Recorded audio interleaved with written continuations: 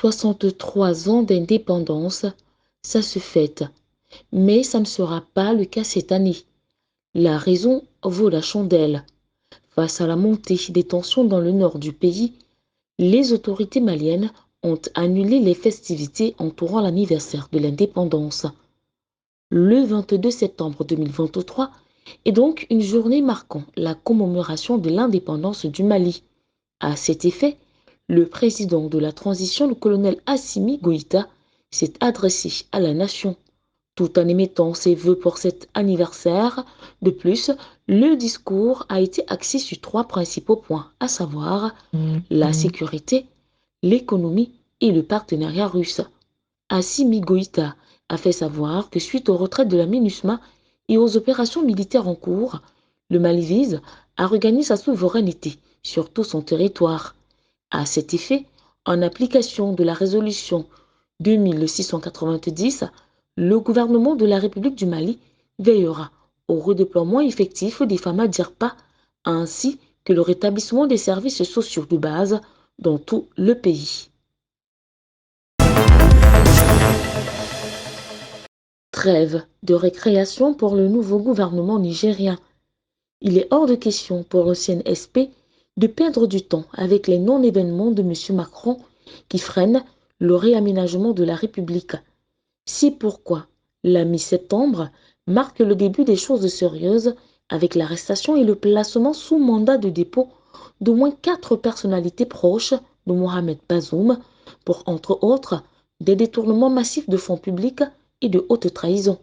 Les personnalités écrouées dans les prisons à ce jour sont l'ancien ministre de l'Intérieur, Hamahamadou Soulé, placé sous mandat de dépôt et écroué à la prison de Kolo, l'ex-ministre du Pétrole, Sani Mahamadou Issoufou, fils de l'ancien président Issoufou Mahamadou, placé lui aussi sous mandat de dépôt et écroué à la prison de Filingué, l'ex-ministre des Finances, M. Hamad Jidoud, placé sous mandat de dépôt et écroué à la prison civile de Saï, l'ex-haut représentant du président de la République, Foumakoye Gado, placé sous mandat de dépôt et écroué à la prison civile de Niamey.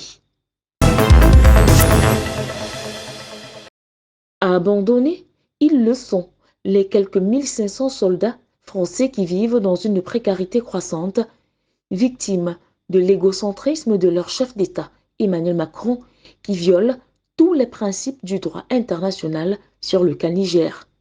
Confinés sur la base aérienne projetée située près de l'aéroport de Niamey, les quelques 1500 soldats font pitié. Ils sont à court de ressources et vivent tels que des fugitifs en captivité.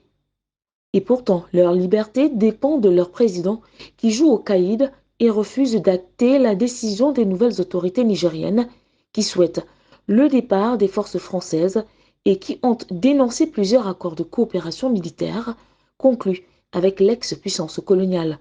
Pendant qu'Emmanuel Macron maintient qu'un éventuel redéploiement des forces françaises au Niger ne sera décidé qu'à la demande du président Mohamed Bazoum, toujours considéré par la France comme le légitime chef d'État, la situation des militaires français se dégrade depuis le début du mois de septembre.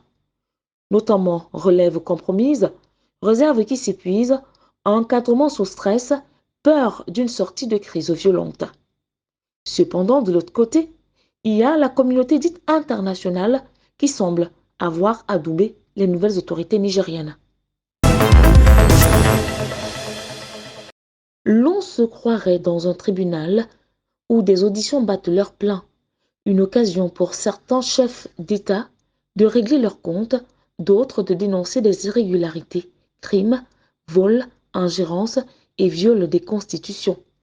Des chefs d'État ont donc profité de cette tribune pour changer de discours le temps d'une prise de parole.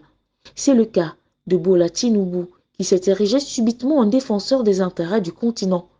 Lui qui hier encore durcissait le ton sur la situation nigérienne.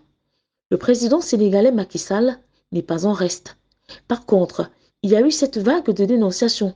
Tout d'abord, le colonel Mamadi Doumbouya qui a tapé fort. Il a été farouche dans ses propos qui stipulent que le putschiste n'est pas seulement celui qui prend les armes pour renverser un régime. Les vrais putschistes, c'est aussi ceux qui manigancent, qui utilise la fourberie qui triche pour manipuler les textes de la Constitution afin de se maintenir éternellement au pouvoir. Les victoires de la Russie ne se comptent plus. En dernière date, des artilleurs de mortiers russes ont fauché en quelques minutes seulement un contingent de forces armées ukrainiennes sur l'axe de Saporogie, selon la défense russe, en relayant les images de frappe.